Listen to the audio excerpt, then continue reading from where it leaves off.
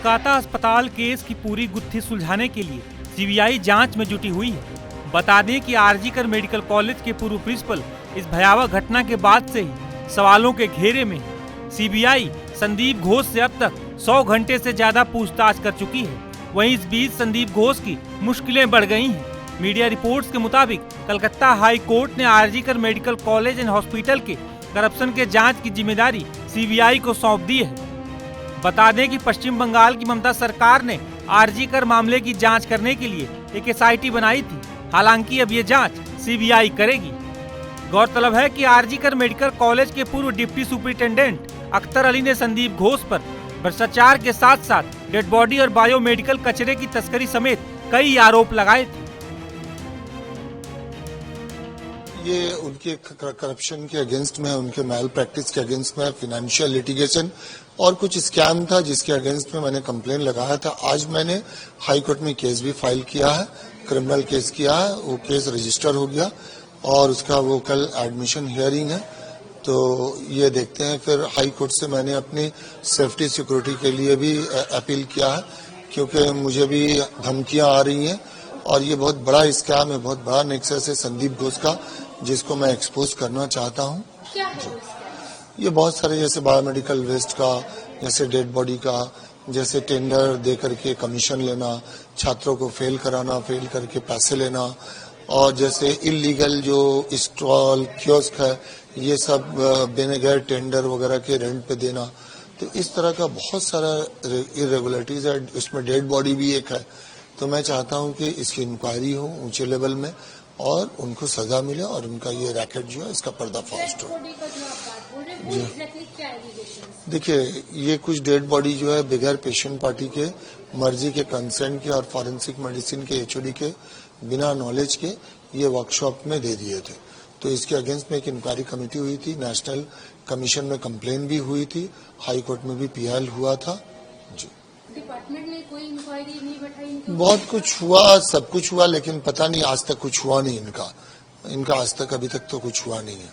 ऐसा बोला जाता है कि काफी रसूख वाले रहते हैं। हाँ, ये तो समझ में आता है, क्योंकि दो मरतबा इनका ट्रांसफर हुआ, फिर ट्रांसफर होने के बाद दोबारा आके ये पोस्ट पे बैठ गए। आपको लगता है कि डायरेक्ट जो हेल्थ मिनिस्टर है उनका इनके साथ में नहीं, ये मुझे नहीं लगता, और ये मेरे लिए बोलना मुनासिब भी नहीं होगा, क्योंकि जो चीज मेरे नॉलेज में नहीं है मैं कैसे बोल सकता हूँ। आपका भी वहाँ से ट्रांसफर किया गया था, क्या वजह? ट्रांसफर क्योंकि मैंने इनका पर्दाफाश किया था, इनको एक्सपोज किया था, तो इसलिए मेरा ट्रांसफर इन्होंने करवाया। लेकिन देखिए, ट्रांसफर एक चीज है कि सरकारी नौकरी में ट्रांसफर हो ही सकता है, उससे मैं घबराया नहीं हूँ, न परेशान हूँ। ये जब केस चल रहा था तो जो आरजीकर के रोगी कल्याण समिति के चेयरपर्सन है, उन्होंने कहा था कि यहाँ काफी ग्रुप चलते हैं 2-3, जिसका शिकार संदीप घोष को बनाया जा रहा है। नहीं, ये गलत बात है। संदीप घोष खुद करप्टेड आदमी है और वो एक माफिया के जैसा। मैंने अपनी पूरी जिंदगी में, कैरियर में इतना गंदा इंसान नहीं देखा। अनक्लेम्ड बॉडी की जो बात कर रहे हैं आप, वो क्या बांग्लादेश से कहीं न कहीं? नहीं, कहाँ जाती थी ये नहीं पता, लेकिन वो इससे बेनिफिटेड होते थे, कुछ करते थे, क्योंकि इसके अगेंस्ट में ब्लैक एंड व्हाइट कंप्लेन हुआ था। अगर आप खोज करेंगे तो नेशनल कमीशन का पोर्टल में भी आपको मिल जाएगा, हाई कोर्ट में भी पीआईएल हुआ था। तो जो अभी अक्यूज्ड अरेस्ट हुआ है, वो क्या संदीप को जानते थे पहले से? देखिए, मैंने जब उसकी फोटो टीवी में और वीडियो देखा तो मेरे जहन में अचानक से आया कि ये बंदा जो है तो संदीप घोष के अंदर ही काम करता था। तो बस ये जानता था, ये मुझे नहीं पता, लेकिन मैंने उसको डॉक्टर संदीप घोष के साथ देखा था। 2 साल पहले आप जब वहाँ पे थे, सारे एलिगेशंस 2 साल पहले नहीं, मैं सितंबर 2023 में वहाँ से आया हूँ। 2 साल अभी नहीं हुआ। एलिगेशंस तब के हैं, अब ये इंसिडेंट हुआ है, तो इसमें संदीप घोष का इन्वॉल्वमेंट आपको कहाँ तक लगा है? देखिए, ये जो इंक्वायरी चल रहा है तो इसके लिए मेरा अभी बोलना मुश्किल है, क्योंकि ये एक्सपोज होंगे। अगर कुछ इन्वॉल्वमेंट होगा तो अवश्य एक्सपोज होंगे। लास्ट क्वेश्चन, क्या आप सीबीआई के पास जाएंगे हेल्प के लिए? देखिए, मैंने कोर्ट को फाइल किया करप्शन और ये जो स्कैम है इसके अगेंस्ट में, और आज हाई कोर्ट ने उसको रजिस्टर भी कर लिया। कल एडमिशन हियरिंग है।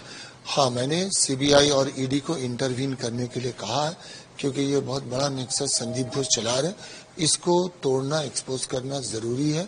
ये भविष्य के लिए, बच्चों की जिंदगी के लिए, ये देश के हित में होगा, इसलिए मैं कोशिश करूँ। बता दें कि कोलकाता अस्पताल की इस भयावह घटना के बाद से ही 2 शख्स सबसे ज्यादा सुर्खियों में हैं। पहला संदीप घोष और दूसरा इस रेप और मर्डर का आरोपी संजय रॉय। अख्तर अली ने तो यहाँ तक दावा किया था कि संजय को उन्होंने संदीप घोष के साथ कई बार देखा है। इस वजह से भी ये सवाल उठ रहा है कि क्या संजय की हरकतें संदीप घोष नहीं जानते थे, क्योंकि संजय के दोस्तों ने यह दावा किया है कि संजय हमेशा शराब के नशे में रहता था। उसके दोस्तों ने यहाँ तक दावा किया है कि वो शराब के नशे में बेकाबू हो जाता था। कोलकाता का भवानीपुर इलाका जो है, इसी इलाके में संजय राय जो आरजीकर मेडिकल कॉलेज की मेडिकल छात्रा के साथ रेप और मर्डर का आरोपी है, वो इसी इलाके में रहता था। हमारे साथ कुछ लोग मौजूद हैं जो उसे जानते थे, बचपन से उसे जानते थे। संजय राय के बारे में अगर आपसे जानना चाहें, किस तरीके का इंसान था वो, क्योंकि बताते हैं कि वो अक्सर शराब पिया करता था। सर मेरा नाम पहले स्पोर्ट्स में था, संजय रॉय भी स्पोर्ट्स में था, हम लोग भी स्पोर्ट्स में थे। खेलने जाते तो वहाँ पर वो ब्रिगेड है ना अपना, वहाँ पर लेडी लोग को देख के गलत नेचर से कुछ बॉडी में टच कर देता था। ठीक है सर, फिर वो अपना रेड लाइन एरिया में सब पहचानते उसे। अच्छा, रेड लाइट एरिया में अक्सर जाता था? हाँ, वो चेतला वाला। अच्छा, सब पहचानते उसे, फोटो दिखाने से पहचान जाएंगे वो। मतलब फिर उसके जो शादी हुआ, 4-5 शादी हुआ, अगर जान पहचान करके शादी कराता तो आसपास वाले बोल देते इसका आगे शादी होया हुआ है। ठीक है सर, तो इसका ये छोटी बहन जो है वो खाली जाती थी कालीघाट मंदिर से शादी करा के लेके आ जाती थी। कोई ऐसा मतलब कोई फेस्टिवल, मतलब कोई ये क्या बोलता है उसको, अरे मतलब कोई धूमधाम से शादी नहीं हुआ। धूमधाम से शादी नहीं। अच्छा, एक चीज और समझना चाहेंगे कि अक्सर वो शराब आप लोगों के साथ बताइए, ये जा रहा है कि शराब वो जब पीता था तो हिंसक हो जाता था। नहीं, शराब पीने क्या मेन प्रॉब्लम मेन सर है उसको मेन मतलब क्या, उसको शराब पीने के बाद वो शैतानी हरकत में आ जाता था। कोई भी लड़की, वो पाड़ा का लड़की लोगों को देख के, कोई भी लड़की को देख के वो मतलब पीछे करता था या कुछ भी ऐसा करता था। एक बार मेरे खुद की दीदी है, नाम है उसका, अभी वो नहीं रहती, शादी हो गए, तो वो बोली थी मेरे को भी एक बार वो रास्ता में टोकने की कोशिश किया था। मैं दीदी बोली थी कि भाई लोगों को बोलूंगा मार खिला दूंगा। अरे चाबी ला के गाड़ी तो दे देना भाई। अच्छा, अपनी पत्नी के साथ भी उसके रिलेशन के बारे में बता रहे कि अच्छे नहीं थे, उसको भी वो प्रताड़ित करता था। हाँ, वो तो सुने सर कि अपना वाइफ को वो हाथ मार धार करता था। फिर जब वो लड़की जब डेट कर गई तो वो लड़की का मम्मी कालीघाट थाना में आके रिपोर्ट भी लिखा के गई। अच्छा, रिपोर्ट भी लिखा के। अच्छा, आपसे समझना चाहेंगे, आपकी भी लड़ाई उससे हुई थी, किस बात को लेकर लड़ाई हुई थी? और शराब और एक बार मेरे साथ लड़ाई हुआ था, क्योंकि हम रहते ये मंदिर शीतला माता मंदिर के पास में, तो हम घर से निकले तो देख रहे पाड़ा में मारपीट हो रहा है, झगड़ा हो रहा है, माता फाड़ा पड़ी है। किसके लिए हो रहा है? बोले ये संजय के लिए। तो मैंने उसे मारा, झूठ नहीं बोलूंगा, मैंने उसे मारा, क्योंकि उसके वजह से पूरा पाड़ा में झगड़ा लग गया। अच्छा, आपकी भी लड़ाई हुई थी, किस बात को लेकर लड़ाई हुई थी? क्या वो पी पा के भैया बोला तो वो पी के था, और हम लोग भी यहाँ गांजा पीते, वो तो दारू पीता था, हम लोग तो दारू पिए नहीं भैया।